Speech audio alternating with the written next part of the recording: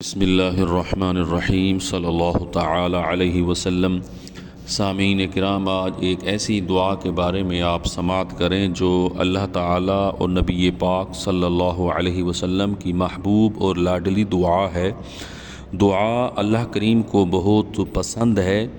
دعا ہر شخص کو، ہر مسلمان کو اللہ کے حضور کرنی چاہیے۔ جو شخص دعا کرتا ہے، حدیث پاک میں ہے کہ اللہ کریم اس سے راضی ہوتا ہے، خوش ہوتا ہے، اور جو اللہ کریم سے دعا نہیں مانگتا غاضب الرب علیہ، یہ حدیث پاک کے الفاظ ہیں کہ رب کائنات اس پر ناراض ہوتا ہے، یعنی جس پر اللہ کی ناراضگی ہوتی ہے وہ اللہ سے دعا نہیں مانگتا۔ جس پر اللہ راضی ہوتا ہے، خوش ہوتا ہے، اس کو دعا مانگنے کی توفیق مل جاتی ہے۔ اسی طرح فرمایا الدعاء مخ العبادہ، دعا جو ہے یہ عبادت کا مغز ہے، مین چیز ہے، خلاصہ ہے، نچوڑ ہے۔ اور فرمایا الدعاء سلاح المؤمن، دعا یہ مومن کا ہتھیار ہے۔ تو مومن اپنے ہتھیار سے اپنے دشمن سے لڑتا ہے۔ مومن کا بڑا جو دشمن ہے وہ شیطان ہے، تو لہٰذا ہمیں اپنے ہتھیار کو استعمال کرنا چاہیے جو اللہ تعالی اور رسول پاک صلی اللہ علیہ وسلم نے ہمیں عطا فرمایا ہے۔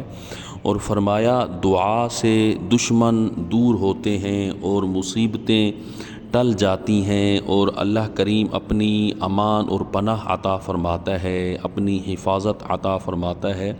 اپنے لیے، اپنے بچوں کے لیے، اہل و عیال کے لیے ہمیں لازمی دعا کرنی چاہیے، اور خاص طور پر جو والد ہے، والدہ ہے، وہ اپنی اولاد کے لیے کثرت کے ساتھ دعا کریں۔ حدیث پاک میں ہے دعاء الوالد لولدہ، فرمایا جو والد اپنی اولاد کے لیے دعا کرتا ہے اللہ کریم اس کی دعا کو قبول فرماتا ہے۔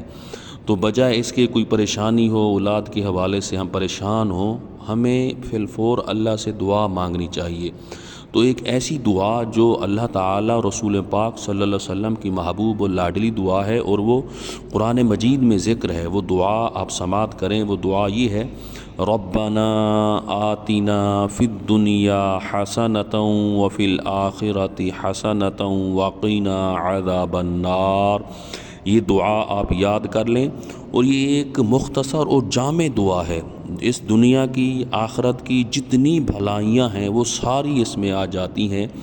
تو بجائے اس کے کہ آدمی لمبی دعا کرنی چاہیے، لیکن جب ٹائم مختصر ہو تو یہ مختصر دعا کرے، جامع دعا، اس میں ہر بھلائی، ہر خیر آ جاتی ہے۔ اور جو بھی آپ کا مقصد ہے، جس مقصد کے لیے آپ دعا کریں گے انشاءاللہ آپ کی دعا قبول ہوگی۔ یہ دعا آقا کریم علیہ الصلوۃ والسلام کثرت کے ساتھ مانگا کرتے تھے، اور یہ پسندیدہ دعا ہے سرکار کی۔ صحابہ کرام بھی کثرت کے ساتھ یہ دعا مانگا کرتے تھے۔ تو یہ دعا خود بھی یاد کریں، اولاد کو بھی یاد کروائیں، اور یہ دعا کثرت کے ساتھ ہم مانگتے رہیں۔ خاص طور پر یہ شعبان المعظم کا مہینہ چل رہا ہے، اس میں کثرت کے ساتھ دعا مانگیں۔ اللہ کریم سمجھنے کی اور عمل کی توفیق عطا فرمائے۔